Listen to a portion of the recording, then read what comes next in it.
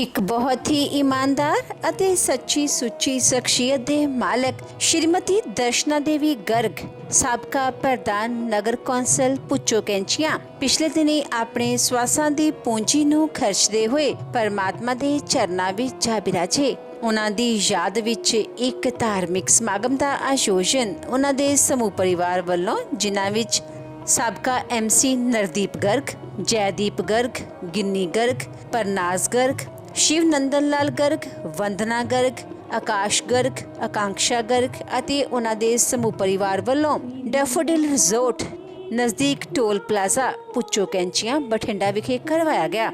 श्रीमती दर्शना देवी गर्ग जी का जन्म पिता श्री ओम प्रकाश सिंगला जी के घर सन 1964 विच बठिंडा विखे होया। आप जी बचपन तो ही बहुत ही सुगड़ सियाणे ਅਤੇ होनहार प्रतिभा के मालिक सन। अपनी पढ़ाई पूरी करन उपरंत सन 1983 विच आप जी का विआह श्री नरदीप गर्ग जी होना नाल होया। विआह उपरंत आप जी ने अपनियां परिवारक जिम्मेदारियां नूं बखूबी निभाया। आप जी हमेशा ही अपने पति दे कंधे नाल कंधा मिला के चले। आप जी दे घर बेटे जयदीप गर्ग ने जन्म लिया। आप जी ने अपने बेटे नूं खूब चंगे संस्कार दिते, पढ़ाया लिखाया अते समाज दा चंगा नागरिक बनाया। अज आप जी दा बेटा अपने माता जी अते अपने पिता जी दे नक्शे कदमां ते चल के उन्हां दे नाम नूं चार चंद लगा रहा है। श्रीमती दर्शना देवी गर्ग जी परमात्मा दे घर प्रति सच्चे श्रद्धावान सन। लोड़वंदां दी सहायता आप जी हमेशा ही तनो मनो अते तनो करिया करदे सन। आप जी बहुत ही मिठी बोली अते मेलापड़े सुभाਅ दे मालिक सन। जो कोई भी एक बार आप जी नाल गल कर लैंदा तां आप जी दा ही होके रह जांदा सी। श्रीमती दर्शना देवी गर्ग पुच्चो कैंचियां नगर कौंसल दे प्रधान दे अहुदे ते भी रहे अते अपने प्रधानगी दे अहुदे दे कार्यकाल दौरान आप जी ने अपने नगर दे विकास लई अहम यतन अदा कीते। आप जी दे पति श्री नरदीप गर्ग जी भी पुच्चो कैंचियां दे साबका MC रहे हन। श्रीमती दर्शना देवी गर्ग जी ने अपने बच्चों नूं चंगी सिक्ख्या दित्ती अते आप जी दे बच्चे आप जी दीयां सिक्ख्यावां ते चल के अज उन्हां नूं याद करदे हन।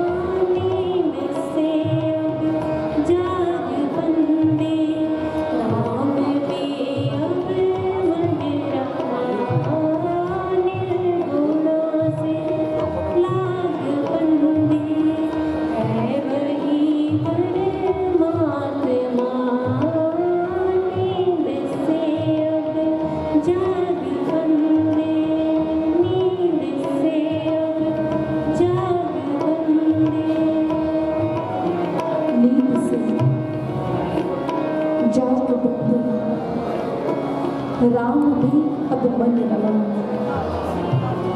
निर्गुणा से लागवती फिर वही परमात्मा। कबीर दास जी बहुत ही सुंदर और बहुत ही गहरी प्रेरणा आज हम सभी को दे रही है। हमें नींद से जागने की आवश्यकता है। इसी कारण तो हमारे ऋषियों ने भी कहा उत्तिष्ठता जागृत प्राप्य वरान निबोधता। उठो जागो और अपने जीवन लक्ष्य को करोगे। कबीर दास जी ने एक और स्थान पर कहा है, नींद निशानी मौत की, उठ कबीरा जाग, अवर रसायन छाड़ के राम रसायन लाग। कि हे मानव, ये जो नींद है, इस नींद से जागो और जाग कर अवर रसायन छाड़ के इस संसार के बाकी सब चीजों से ऊपर उठ करके राम रसायन लाग, उस राम की, उस परमात्मा की, उस ईश्वर की भक्ति के साथ जुड़ो। स्वामी विवेकानंद जी ने भी यही कहा, arise awake and stop not till the God is reached. उठो जागो और तब तक मत रुको जब तक आप अपने मंजिल, अपने जीवन लक्ष्य को प्राप्त नहीं कर लेते। जागो जागो जागो। हमारे जितने भी ऋषिगण हैं, महर्षि, महापुरुष, उन्होंने सभी एक मानव को, एक इंसान को जागने का संदेश दिया। विचार कीजिए, क्या इंसान सो रहा है? क्या आज हम सो रहे हैं जो हमें जागने के लिए कहा जा रहा है? बहुत से लोग कहते, देखिए बहन जी, हम तो जाग रहे हैं, यहाँ इस शोक सभा में बैठे हुए हैं, विचारों को सुन रहे हैं, हमारी आंखें खुली हैं, हम तो जाग रहे हैं। नहीं भक्तों, हमारे महापुरुष, उन्होंने हमें इस संसारिक जागने और सोने की बात नहीं की। दो तरह का जागना होता है, एक होता है बाहरी जागरण, एक होता है आंतरिक जागरण। निश्चित रूप से हम बाहर से जगे हुए हैं, लेकिन आंतरिक रूप से आज हम सभी सो रहे हैं। कैसी नींद है? लक्ष्मण जी ने निषाद राजगुह्य को कहा इसी नींद के बारे में। वो कहते हैं, मोह निशा सब सोवनी हारा, देखे ही स्वप्न अनेक प्रकारा। लक्ष्मण जी ने निषाद राजगुह्य से कहा कि हे निषाद राज, आज ये सारा संसार सो रहा है। कौन सी नींद में? मोह निशा सब सोवनी हारा। उस मोह और माया की नींद में इंसान सो रहा है। जब तक हम लोग इस मोह और माया की नींद से जागेंगे नहीं, तब तक हम बाहरी रूप से चाहे जगे हुए कहलाएं, लेकिन आंतरिक रूप से हम कभी जागे हुए नहीं मान सकते अपने आप को। एक उपनिषद है, उस उपनिषद का नाम है प्रश्नोपनिषद। इस प्रश्नोपनिषद में एक सौर्य पुत्र गार्ग्य जी अपने गुरु गर्गाचार्य जी से प्रश्न करते हैं, गुरुदेव, जब एक व्यक्ति सोता है तो कौन है जो स्वप्न देखता है? तो उस समय गुरुदेव ने उत्तर देते हुए कहा, ये मन है जो स्वप्न देखता है। और यही बात राजा जनक ने बृहदारण्यक उपनिषद में ऋषि याज्ञवल्क्य जी से स्वप्न के बारे में पूछा। तो उस समय ऋषि याज्ञवल्क्य जी ने उत्तर देते हुए स्वप्न के बारे में कहा कि जब एक इंसान सोता है तो ये जो इंसान का मन है, ये मन ही स्वप्न देखता है। फिर आगे ऋषि याज्ञवल्क्य जी कहते हैं, हे राजन, जब इंसान सोता है तो उस स्वप्न में कुछ भी नहीं होता, ना घर होता है, ना परिवार होता है, ना कोई रिश्ता नाता होता है, कुछ भी नहीं होता। लेकिन ये जो मन है वो क्या करता है? जो बाहरी जगत में देखता है, जो सुनता है, जो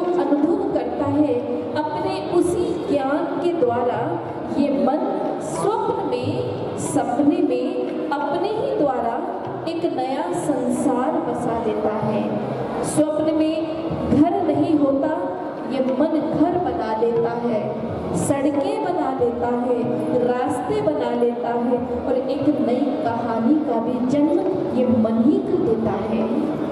और फिर उस समय ऋषि याज्ञवल्क्य जी ने राजा जनक से कहा, हे राजन, जैसे जब एक व्यक्ति सोता है और मन अपनी ही कल्पनाओं के द्वारा उस स्वप्न को बिल्कुल सत्य सा भाषित कर देता है और इंसान उस स्वप्न को देखता है जिस समय, तो उसे लगता है यही सत्य है और स्वप्न तब तक जब तक रहता है इंसान को वही सत्य लगता है। फिर आगे ऋषि याज्ञवल्क्य जी कहते हैं, जैसे मन सब कुछ झूठी कहानी होते हुए भी इंसान को सत्य जैसा लगवाने लगता है, उसे प्रतीत करवाता है, ठीक ऐसे ही इस बाहरी जगत में माया काम करती है। इस बाहरी जगत में कुछ भी सत्य नहीं है, ये माया ही एक नई कहानी बनाती है, नए रिश्ते नाते बनाती है, एक नया संसार बसा देती है। जैसे इंसान सोता हुआ स्वप्न देखता है, उसे सब कुछ सच लगता है, ठीक ऐसे ही इस संसार में ये जो माया ने जो अपना खेल रचा है, उस खेल को भी इंसान देखता हुआ इसे सब कुछ यही सच लगने लग जाता है। इसीलिए महापुरुषों ने कहा कि जब इंसान सोता है, जो सपना देखता है, ना वो सच है और ना जो आंखें खोलने के बाद जो देख रहा है वो सच है। इसीलिए महापुरुषों ने कहा ये दोनों ही सपने हैं और जैसे सपने का अस्तित्व तब तक रहता है जब तक इंसान सो रहा है, जागने के बाद स्वप्न स्वप्न नहीं रहता, हकीकत उसके सामने आ जाती है। ठीक इसी प्रकार से महापुरुषों ने कहा कि हे मानव, अपने जीवन काल में तुमने मोह और माया की नींद में बहुत सो लिया, अब ये समय सोने का नहीं बल्कि जागने का है और जागकर अपने जीवन लक्ष्य को प्राप्त करने का है, क्योंकि अपने जीवन के लक्ष्य को प्राप्त किए बिना तुम्हारा जीवन सार्थक नहीं हो सकता। और इसके विषय में प्रेरित करते हुए आगे कबीरदास जी क्या कह रहे हैं, आइए बड़े ही ध्यान पूर्वक इन विचारों को श्रवण करते हैं।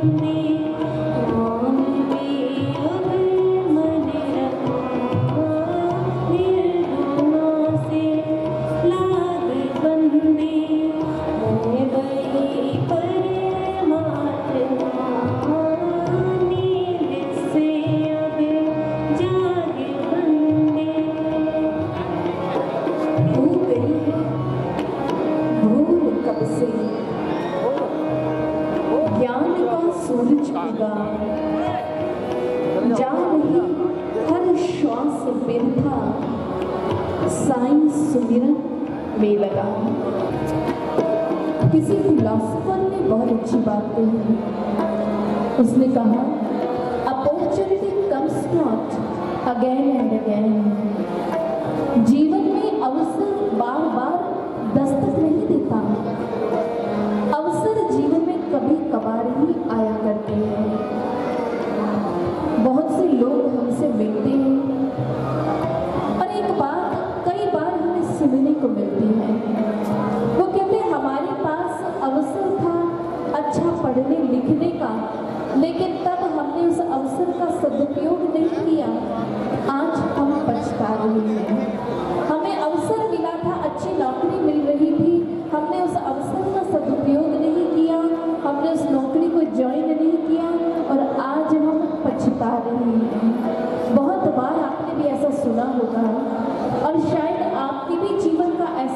अनुभव रहा होगा कि आपके जीवन में भी कभी कोई ऐसा अवसर आया होगा और आपने समय रहते उस अवसर को नहीं पकड़ा होगा, तो बाद में पछताए जरूर होंगे।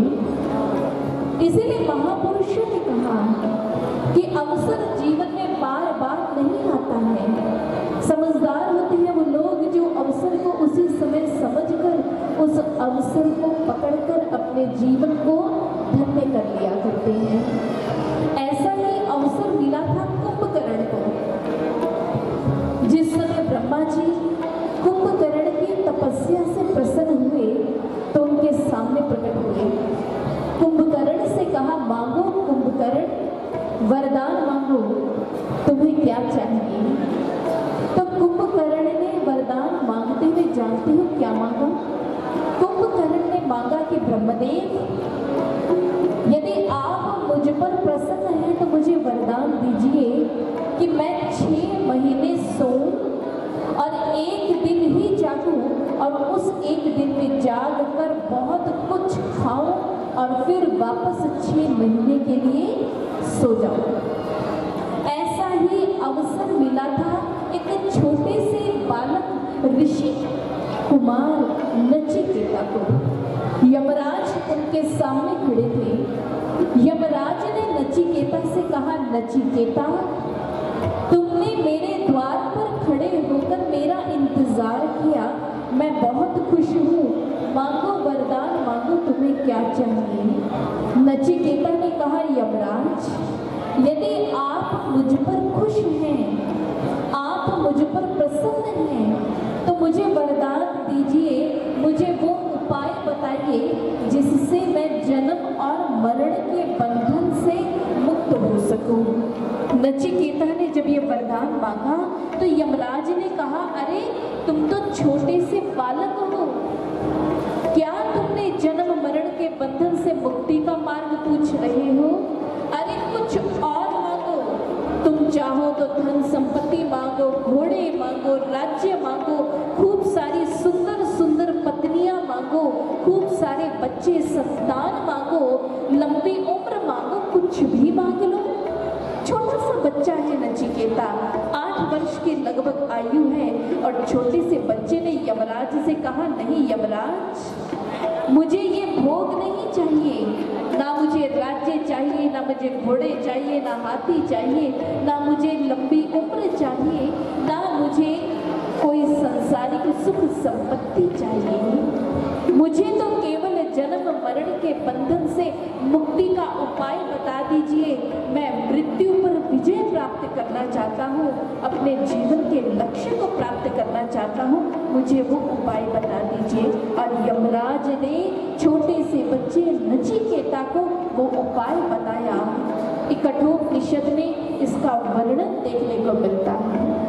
ठीक ऐसा ही भक्तों, हमें भी ये मनुष्य तन रूपी, ये मानव जीवन रूपी ये अवसर मिला है। हम भी इस अवसर का दुरुपयोग करते हुए कुंभकर्ण की तरह चाहे तो खाने पीने सोने में अपने इस जीवन के इस महत्वपूर्ण अवसर को यूं ही बर्बाद कर दें। यदि चाहे तो नचिकेता की तरह अपने मानव जीवन का सदुपयोग करते हुए जन्म मरण के बंधन से मुक्ति को प्राप्त कर अपने जीवन को सार्थक करने उसको सफल करते। इसीलिए भगवत प्रेमियों, इस अवसर का सदुपयोग करना या इस अवसर का दुरुपयोग करना ये इंसान के अपने हाथ में है। इसीलिए किसी वेस्ट के फिलोसोफर ने कहा, few people are wise but most are otherwise।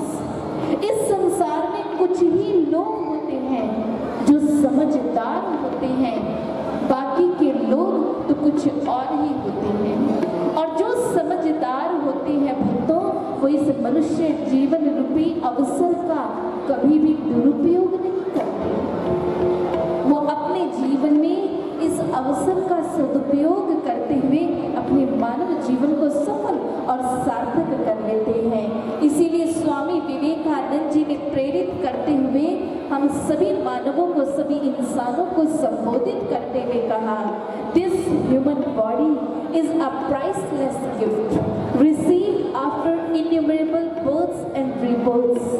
The main aim of this human life is to attain God. वो कहते हैं स्वामी विवेकानंद जी कि ये एक प्राइसलेस यानी अमूल्य अवसर मिला है मनुष्य तन के रूप में एक मानव को, एक इंसान को न जाने कितने जन्म और कितने मृत्यु के पश्चात, कितने पुनर्जन्म के पश्चात हमें ये मानव का जीवन मिला है। और इस जीवन का एक ही लक्ष्य है, और वो क्या है? टू अटैन गॉड, इस परमात्मा को प्राप्त कर अपने जन्म मरण के बंधन से मुक्त प्राप्त करना, अपने जीवन को सफल करना। इसलिए महापुरुष कहते हैं यदि जन्म मरण के बंधन से मुक्ति को पाना है तो ये मुक्ति का उपाय आपको केवल मात्र आत्मज्ञान से ही मिल सकता है। बिना आत्मज्ञान के आप अपने जीवन में, जीवन के रहते हुए कभी मुक्त नहीं हो सकते हैं। इसलिए समय का हमारे लिए यही संदेश है कि हम भी हमारे जीवन में इस आत्मज्ञान के मार्ग पर आगे बढ़ें और आत्मज्ञान को प्राप्त कर अपने जीवन को सफल करें। ये आत्मज्ञान क्या है? ये आत्मज्ञान मिलता कहाँ से है? इसके विषय में आगे प्रेरित करते हुए कबीर दास जी अपनी वाणी में क्या कह रहे हैं, आइए श्रवण करते हैं।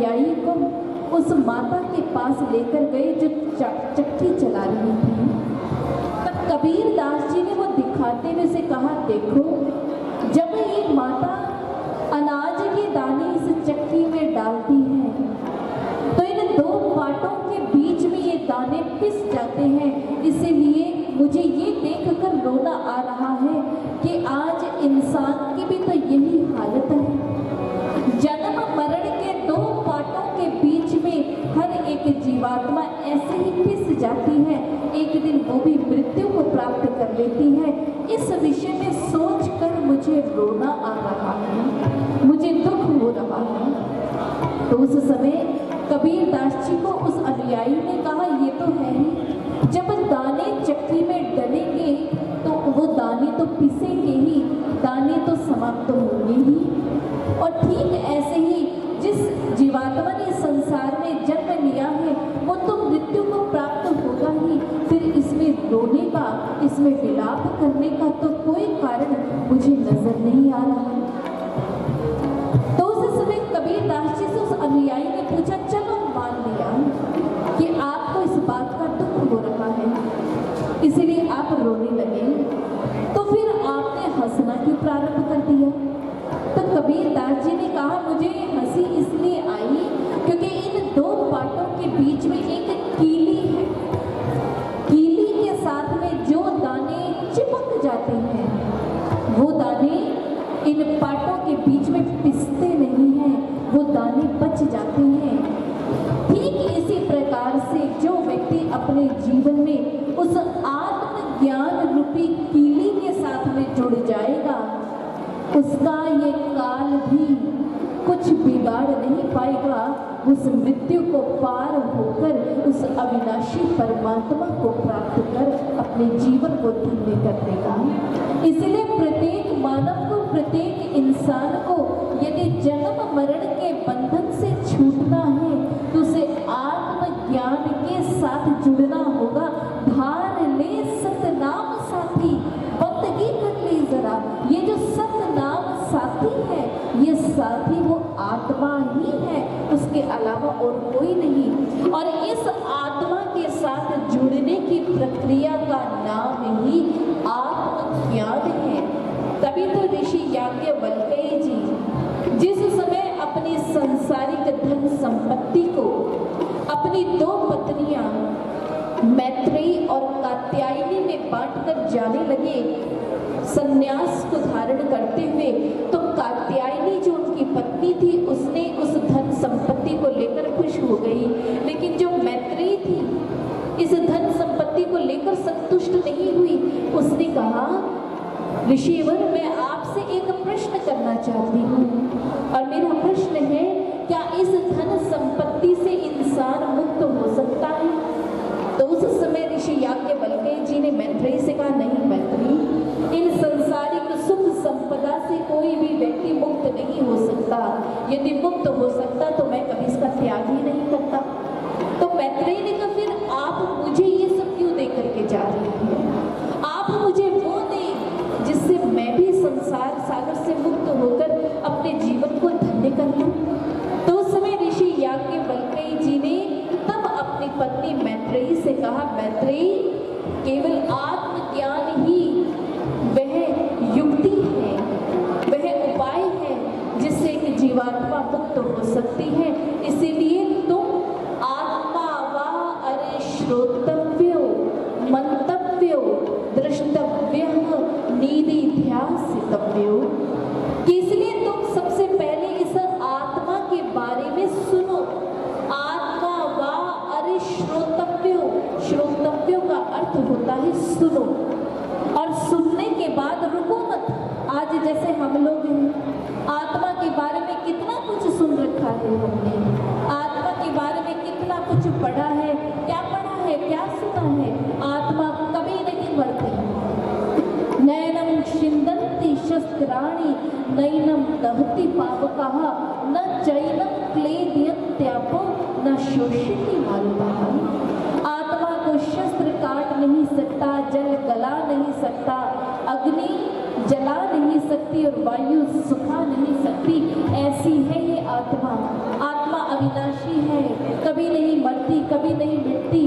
हमने कितना सुना है, हम केवल सुनने तक सीमित हो जाते हैं। लेकिन ऋषि याज्ञवल्क्य जी कहते हैं, सुनने तक सीमित मत रहना, आगे बढ़ना। और आगे बढ़कर क्या करना है? मंतव्यो, जो सुना है उस पर मनन करना है कि हमने सुना क्या है। और मनन करने के बाद भी नहीं रुकना। थर्ड स्टेप, तीसरे चरण पे जाना है। और थर्ड स्टेप क्या है? दृष्टव्य, कि देखो कि ये आत्मा दिखती कैसी है, आत्मा का स्वरूप क्या है, और देखने के बाद भी रुकना नहीं है। फिर क्या करना है? निधि ध्यासितव्यो, इस आत्मा को देखकर इस पर अपना ध्यान केंद्रित करना है, ध्यान लगाना है। जब ऐसा करोगे, ध्यान लगाओगे, तब अपने जीवन में इस आत्मा पर ध्यान लगाकर आप मुक्त हो जाओगे। और इसी आत्मा में स्थित हो जाना, यही तो है जीते जी मर जाना। महापुरुषों ने कहा है ना कि नानक जीवत्या मर रही है, ऐसा जोग कमाइए, ऐसी मरनी जो मरे बहुर न मरना हुए। महापुरुषों ने कहा कि अपने जीते जी उस मर जाने की कला को सीख लो। और ये जीते जी मर जाने की कला का अर्थ क्या है? इस आत्मा के ज्ञान को प्राप्त करके, आत्मा का दर्शन प्राप्त करके, जैसे जैसे एक व्यक्ति ध्यान लगाता है तो अपने प्राणों को वो 9 द्वारों से समेट कर अपने से 10 द्वार पर केंद्रित कर लेता है। और हमारे जो शास्त्र धार्मिक ग्रंथ हैं, गरुड़ पुराण में भी यह वर्णन आता है कि जो काल की जो पहुंच है वो हमारे 9 द्वारों पर होती है। इन्हीं 9 द्वारों में से काल प्राणों को खींच करके ले जाता है, और जब काल प्राणों को लेकर के जाता है तो जीवात्मा की मुक्ति नहीं होती। लेकिन जब एक व्यक्ति एक गुरु, सदगुरु, पूर्ण गुरु की कृपा से आत्मज्ञान को प्राप्त कर लेता है तो ध्यान करते हुए वो अपने प्राणों को 10वें द्वार पर केंद्रित कर लेता है।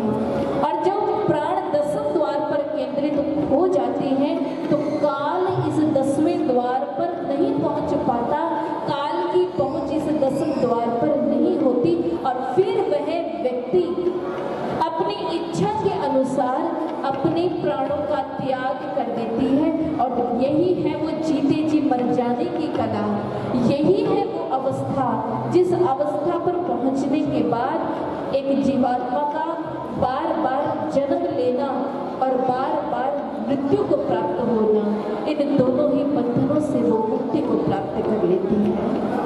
एक बार दिव्य ज्योति जागृति संस्थान के हेड एंड फाउंडर हमारे परम पूजनीय गुरुदेव सर श्री आशुतोष महाराज जी के पास में एक जिज्ञासु आया, और उस जिज्ञासु ने आकर महाराज जी से प्रश्न किया, महाराज जी, इंसान इस संसार में आया है, शास्त्र कहते हैं उसे मुक्ति को प्राप्त करना है, तो क्या वास्तव में एक इंसान मुक्त हो सकता है? तो उस समय सर श्री आशुतोष महाराज जी ने कहा, हाँ, एक व्यक्ति, एक इंसान मुक्ति को प्राप्त हो सकता है, लेकिन उस मुक्ति को प्राप्त करने के लिए उसे मुक्ति की युक्ति देने वाले एक ब्रह्मनिष्ठ आत्मज्ञानी संत सद्गुरु की आवश्यकता है। जिस समय आत्मज्ञानी संत उसके जीवन में आएंगे तो वो आत्मा की बातों तक उसे सीमित नहीं रखेंगे, बल्कि जिस आत्मा की वो चर्चा करेंगे उस आत्मा का ज्ञान, उस आत्मा का दर्शन उस जिज्ञासु के मस्तक पर हाथ रख के उसके अंतर खंड में करवा देंगे। और इसी आत्मज्ञान को प्राप्त करके आत्मा का दर्शन करने के पश्चात जैसे जैसे एक जीवात्मा इस पर ध्यान लगाएगी तो वो शरीर के धरातल से ऊपर उठकर आत्मा में स्थित हो जाएगी। आत्मा में स्थित होना ही तो परमात्मा में स्थित होना है, और जो स्वयं आत्मा परमात्मा में स्थित हो गई उसे मृत्यु छू भी नहीं पाती और वो मौत के फंदे से बच जाया करता है। इसीलिए भगवत प्रेमियों, हम भी हमारे जीवन में ऐसे ही आत्मज्ञान को प्राप्त करें संत सतगुरु की कृपा से, और आत्मज्ञान को प्राप्त कर अपने जीवन को मुक्त कर लें। और साथ ही यह प्रार्थना भी करते हैं कि ये दिवंगत आत्मा अपने पीछे शोक संतप्त परिजनों को छोड़ करके गई है, जिसमें इनके पति हैं Shri Nardeep Kumar Garg ji, mother in law है माया देवी जी, बेटे हैं श्री जयदीप गर्ग जी, पुत्र वधु हैं गिन्नी जी, और पोती हैं करनाज। और इसके अलावा इनके देवर हैं शिव नंदन गर्ग जी, साथ में इनकी देवरानी है वंदना जी और आकांक्षा जी, और साथ में 2 बेटियां हैं वीना गुप्ता जी और राज सिंगला जी। इन सभी शोक संतप्त परिजनों के लिए भी हम ईश्वर के चरणों में, उस परमात्मा के चरणों में यही प्रार्थना करते हैं कि प्रभु इन्हें इस दुख की घड़ियों से बाहर निकलने की शक्ति और सामर्थ्यता प्रदान करें, और साथ ही ये भी अपने जीवन मार्ग पर बढ़ते हुए जीवन लक्ष्य को प्राप्त करते हुए अपने जीवन को सफलता के मार्ग पर आगे लेकर के जाए।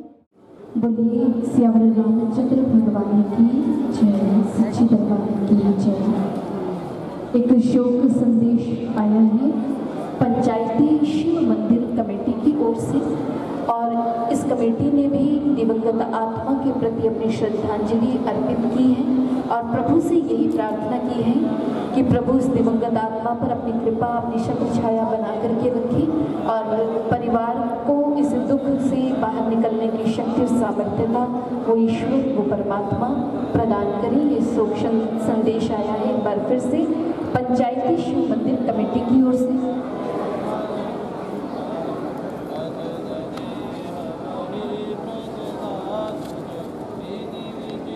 एक और शोक संदेश आया है शिवालिक गर्ल्स कॉलेज की ओर से। इन्होंने भी परमात्मा के चरणों में दिवंगत आत्मा की शांति हेतु प्रार्थना की है और परिवार के लिए भी इस दुख की घड़ियों से बाहर निकलने की शक्ति की मांग उस ईश्वर, उस परमात्मा के चरणों में की है। और भगवत प्रेमियों, हम भी हमारे जीवन के अंदर उस ईश्वर के चरणों में यही प्रार्थना करें कि हम भी हमारे जीवन में आत्मिक कल्याण की ओर बढ़ते हुए अपने जीवन लक्ष्य की ओर आगे बढ़कर अपने जीवन को सफल करें, सार्थक करें, क्योंकि एक दिन हमें भी इस संसार सागर को छोड़कर, इस पसारे को छोड़कर जाना ही है। इसीलिए जाने से पहले हम अपने जाने के लक्ष्य को पूरा करें। हम इस संसार में केवल मात्र इसीलिए नहीं आए हैं कि जन्म ले लिया और मृत्यु को प्राप्त हो गए, इसीलिए हमारे जीवन का ये कारण नहीं है। हमारे जीवन का महान कारण है कि हम इस संसार में आए हैं। संसारिक लक्ष्य, जो संसारिक जो हमारे कर्तव्य हैं, रेस्पॉन्सिबिलिटीज़ हैं, उन्हें तो हमें पूरा करना ही है, लेकिन उसके साथ साथ हमारे जीवन का एक और लक्ष्य है परम गति की प्राप्ति करना। उस मार्ग की ओर भी हमें बढ़ने का प्रयास करना है। तो आए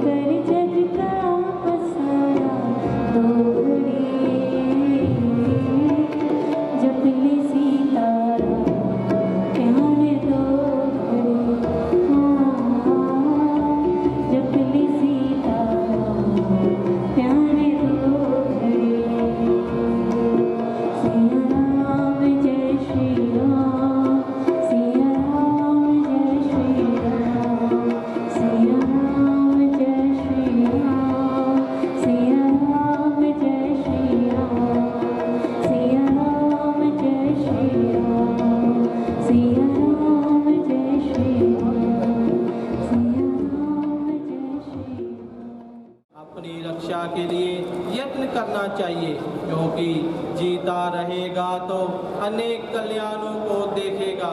गांव, खेत, धन, घर, शुभ और अशुभ ये तो बार बार मिलते हैं, परंतु यह मनुष्य शरीर बार बार नहीं मिलता। बुद्धिमान सदैव शरीर की रक्षा का उपाय किया करते हैं, क्योंकि घोड़ी आदि भी शरीर त्यागने की इच्छा नहीं करते हैं। रक्षा की हुई इस शरीर से धर्म होता है, और धर्म से ज्ञान, और ज्ञान से ध्यान, और ध्यान से योग को प्राप्त होकर शीघ्र मुक्त हो जाता है। जो आत्मा ही आत्मा को बुरे कर्मों से नहीं बचावे, तो इससे दूसरा कौन आत्मा का हित करने वाला होगा। जो इस लोक में ही नरक रूप रोग की चिकित्सा नहीं करता, तो वह रोगी औषध रहित देश में जाकर क्या करेगा। व्याघ्री के समान बुढ़ापा है, और फूटे घड़े के जल के समान आयु बीती जा रही है, तथा रोग बैरी के समान प्रहार करते हैं। इसलिए कल्याणप्रद कार्य का अभ्यास करना चाहिए। जब तक दुख आश्रय ना करे, और जब तक विपत्तियां ना आवे, तथा जब तक इंद्रियां व्याकुल ना हो जाए, तब तक कल्याण के लिए उपाय करना चाहिए।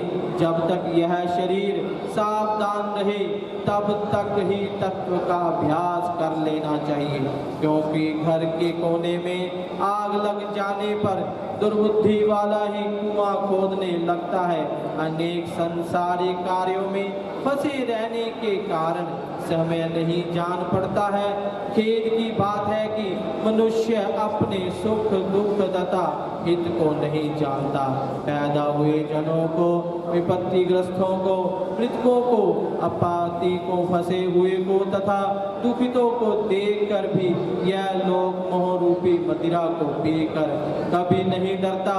धन पतियां स्वप्न के तुल्य, और यौवन फूल के समान तथा आयु बिजली के समान चपल है। इस बात को जानकर किसको धैर्य होता है। पहले तो 100 वर्ष का जीना ही कम है, उसमें से भी आधा निद्रा और आलस्य में चला जाता है, तथा उसमें से भी बाल्यावस्था, बुढ़ापा, रोग और दुखों में चला जाता है। अतः शेष आयु भी निष्फल ही बीत जाती है। मोक्ष आदि का प्रारंभ करने में अधोग रहित होने वाला, जागने योग्य ब्रह्म चिंतन कार्य में सोने वाला, अर्थात ब्रह्म का चिंतन नहीं करना, और भय का स्थान जो संसार है उसमें विश्वास करने वाला कौन मनुष्य नहीं मारा जाता है, अर्थात सब ही मारे जाते हैं। जल के फेन समान देह में जब जीव आक्रम्य के गमन करके स्थित होता है, तब इस अनित्य देह रूपी प्यारे के सहवास में निर्भय कैसे रह सकता है। जो मनुष्य अपने पूरे भले को, आत्मा ज्ञान को नहीं जानता है, वह वैरी रूप संसारिक विषयों को हित समझता है, अनित्य देह आदि को दुर्संज्ञक नित्य समझता है, तथा अनर्थकारी धन को ही वह अपना सिद्धि और योजन समझता है। देह माया से मोहित हुआ मनुष्य देखता हुआ भी गिर पड़ता है, सुनता हुआ भी उसकी ओर ध्यान नहीं देता, तथा पढ़ता हुआ भी नहीं जानता। उस काल रूपी से पकड़ा हुआ और गोता खाता हुआ वह जगत कभी भी बोध नहीं प्राप्त होता। क्षण क्षण में शीर्ण होता हुआ वह काल समय इस प्रकार नहीं दिखाई देता, जैसे जल में रखा हुआ कच्चा घड़ा फूलता बिखरता नहीं जाना जाता है। वायु का वंदना आकाश का खंडन करता और जल की तरंगों का गूंजना संभव हो सकता है, परंतु वायु के बारे में आस्था करना असंभव है। जब काल पृथ्वी को फूंक सकता है, समीरू को बिखेर सकता है और समुद्र को सुखा सकता है, तब शरीर का कहना ही क्या है। मेरे संतान है, मेरी स्त्री है, मेरे भाई बंधु हैं, मेरा धन है, इस प्रकार कहते हुए मनुष्य रूपी बकरे को काल रूपी भेड़िया जल्दी ही मार डालता है। यह काम कर लिया है, यह करने को है, यह किया अनकिया है, इस प्रकार की चेष्टा करते हुए पुरुष को यमराज अपने वश में कर लेता है। बुद्धिमान पुरुष वेद और शास्त्रों का अभ्यास करके उसमें से तत्व ज्ञान को जानकर सब शास्त्रों को छोड़ दे। जैसे धान चाने वाला प्याल में सो धान निकालकर प्याल को छोड़ देता है। हे गरुड़राज, जैसे अमृत से तृप्त हुए को भोजन से प्रयोजन नहीं रहता, उसी प्रकार तत्व जानने वाले को शास्त्र से प्रयोजन नहीं है।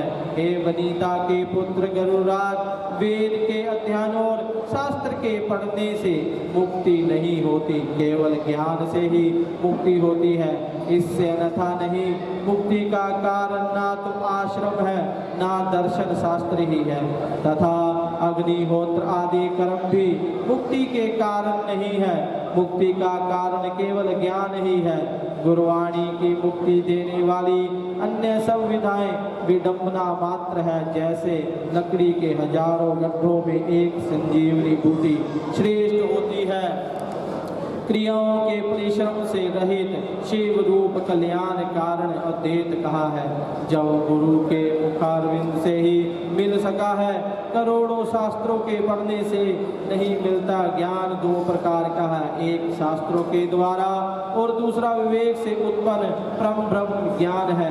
और कोई द्वैत इच्छा करते हैं, परंतु इस द्वैत और द्वैत रहित तत्व को नहीं जानते हैं। मेरा नहीं और मेरा है, यह दो पद मोक्ष और बंधन के लिए है। मेरा है, इससे जीव बंधन से छूट जाता है। कर्म वही है जिससे बंधन ना हो, और विद्या वही है जो मुक्ति देने वाली हो। अन्य कर्म तो केवल परिश्रम के लिए अर्थात तथा अन्य विद्या केवल शिल्प में निपुणता दिखाने को है। जब तक कर्म किए जाते हैं और जब तक संसारिक भोगों में वासना और इंद्रियों में चपलता है, तब तक तत्व कथा कहा है। तत्व के जानने वाले मोक्ष को प्राप्त होते हैं और धर्म करने वाले स्वर्ग को जानते हैं तथा पापी दुर्गति को प्राप्त होते हैं। पशु पक्षी संसार में उत्पन्न होते हैं और मरते हैं। इस प्रकार मैंने 16 अध्यायों में सब शास्त्रों का सार निकालकर तुमसे कह दिया है। फिर और क्या सुनना चाहते हो? सूर्य जी कहते हैं कि हे राजन, गरुड़ जी भगवान के मुखारविंद से इस प्रकार के वचन सुन हाथ जोड़कर बार बार भगवान को प्रणाम करके कहते लगे कि हे भगवान, हे देवेश, हे नाथ, हे प्रभु, आपने अमृत रूपी वचन सुनाकर मुझे भव सागर से उतार दिया।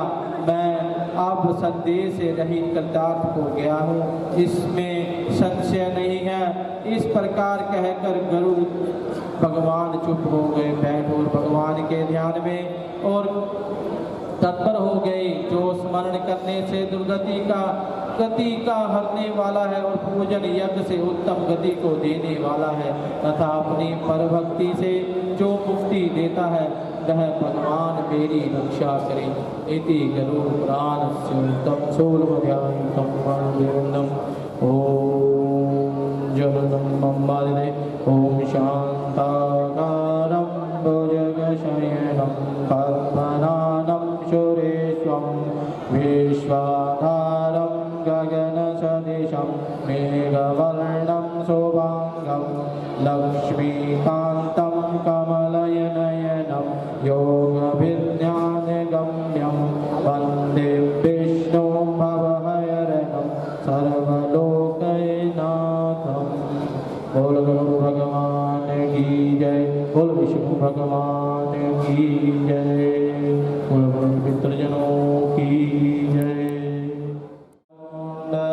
करल कोटिया सावरेरा देवरम कुल यमुना धेनुवागे सकल गोपियन मनहरम पीतवस्त्र गरुड़वाहन चरण सुखनित सागरम करत गोलितलोल निषदित कुंज भवन उजागर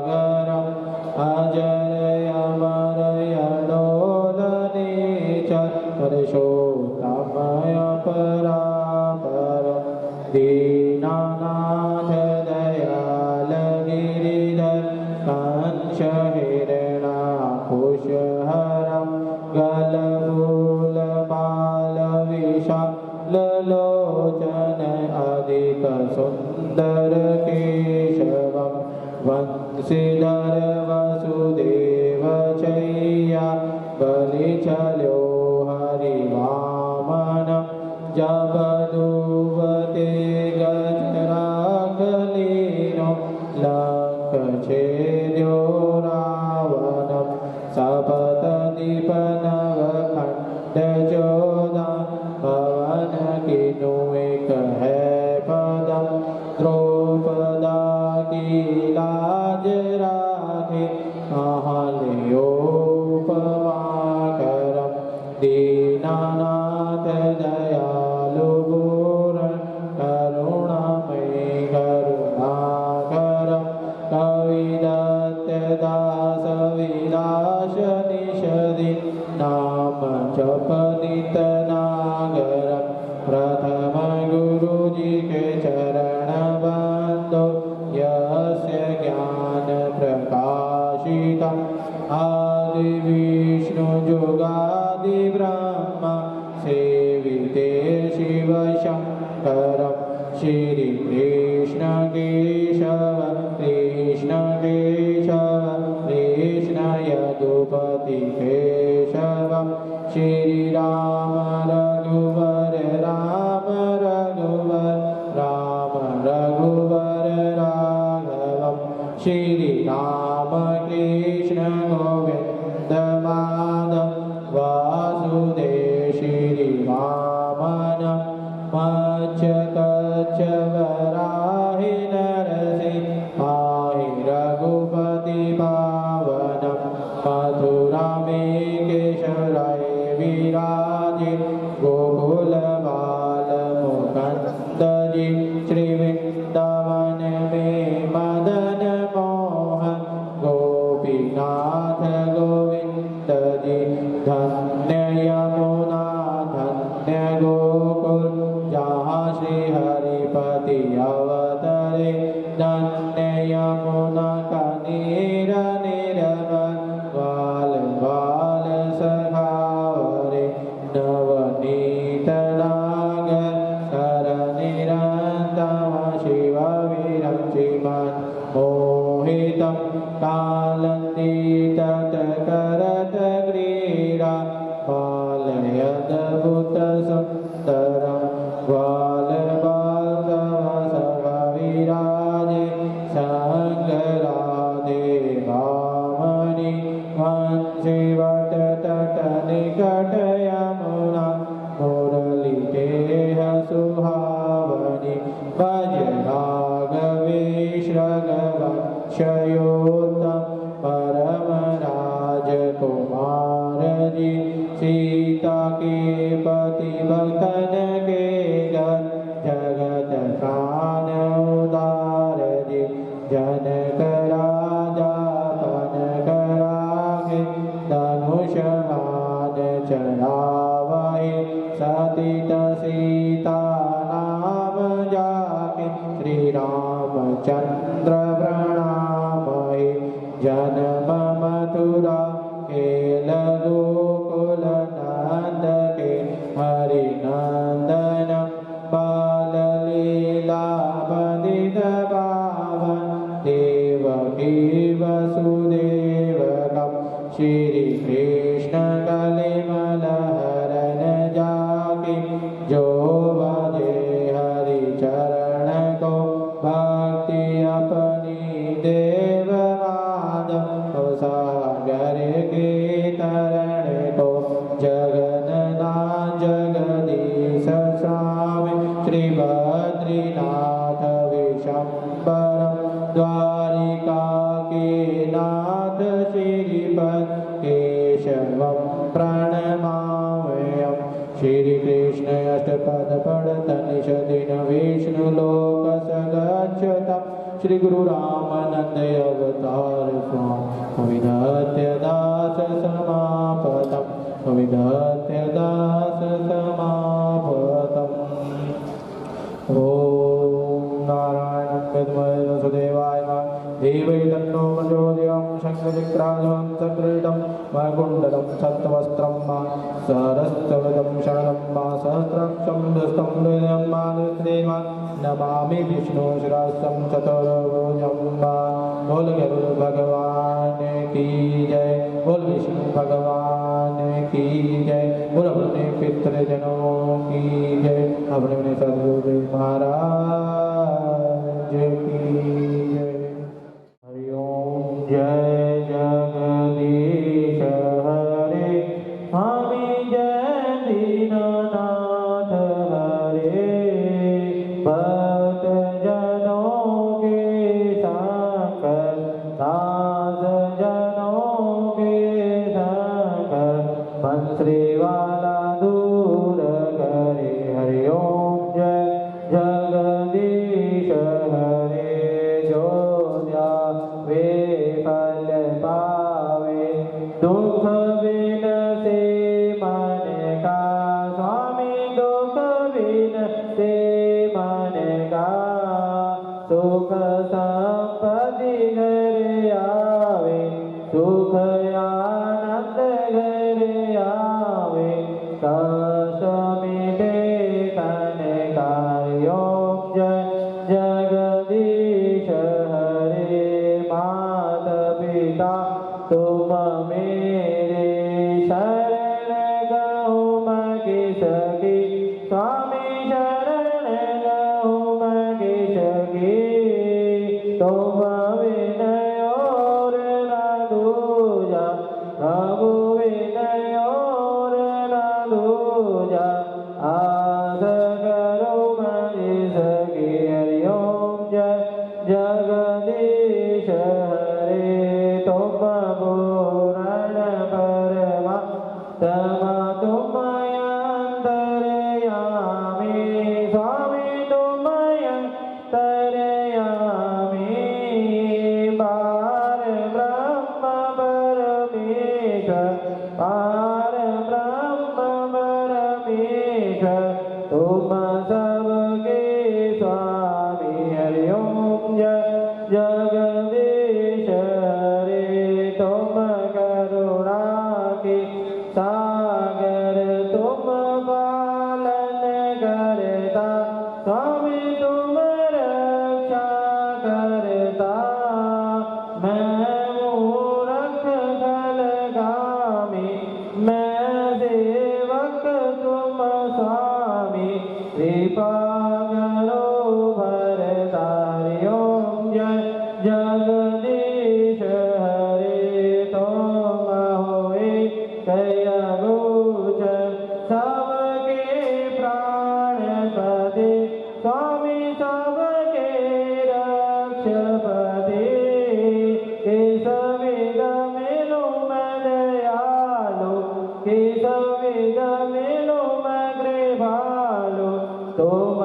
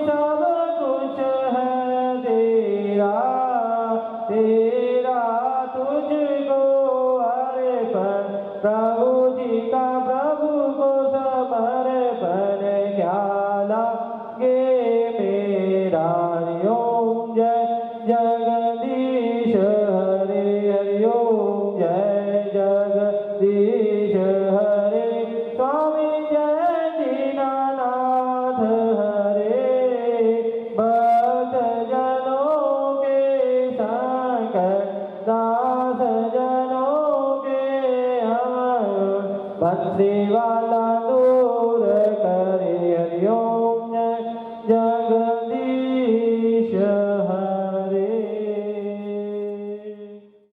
मेरा वालिया साइयां रखी चरना दे कोल, मेरा वालिया साइयां रखी चरना दे कोल, रखी चरना दे कोल, रखी चरना दे कोल, रखी चरना दे कोल, रखी चरना दे कोल, मेरा वालिया साइयां रखी चरना दे कोल, मेरा वालिया साइयां रखी चरना दे कोल। मेरी फरियाद तेरे दर उत्ते होर सुनावां किनू, मेरी फरियाद तेरे दर